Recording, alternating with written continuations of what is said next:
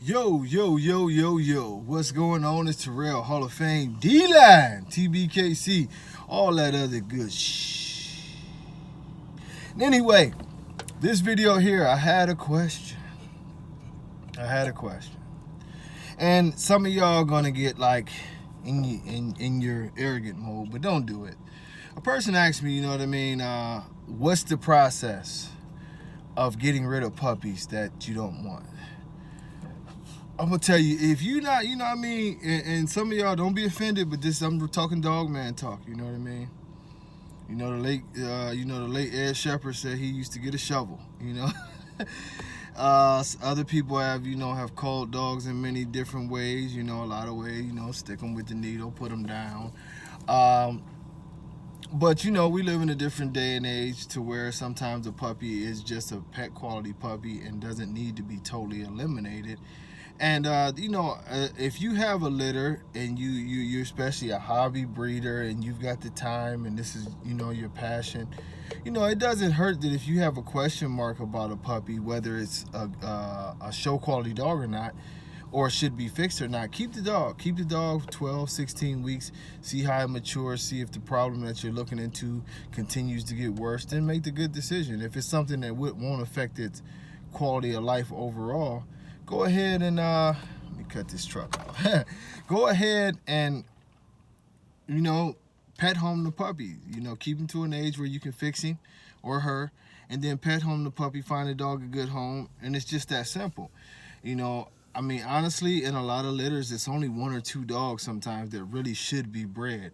We've adapted our mentality that you can breed anything and try to make better, or breed an average dog and make better.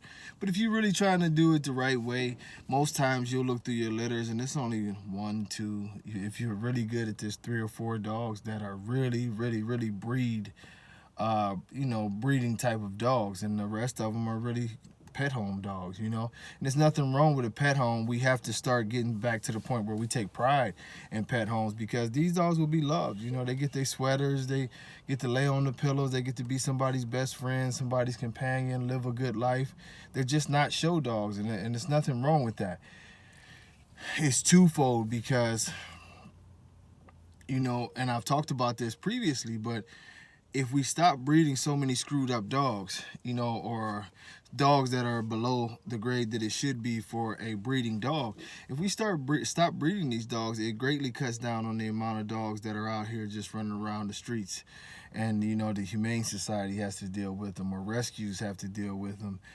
And it greatly cuts down on that. And when I say twofold, it's also that if we are taking the elite out of every breedings that we're doing, and those are the only dogs that are being bred, if anybody's going to be bred, that means you're passing on very good elite genes to the next level every single time, and you're eliminating a lot of flaws that have presented themselves, And this is the simple science of it. This is not drawing blood and getting different tests to see how good your dog is or how bad your dog is. This is actually how you breed. Let's evaluate.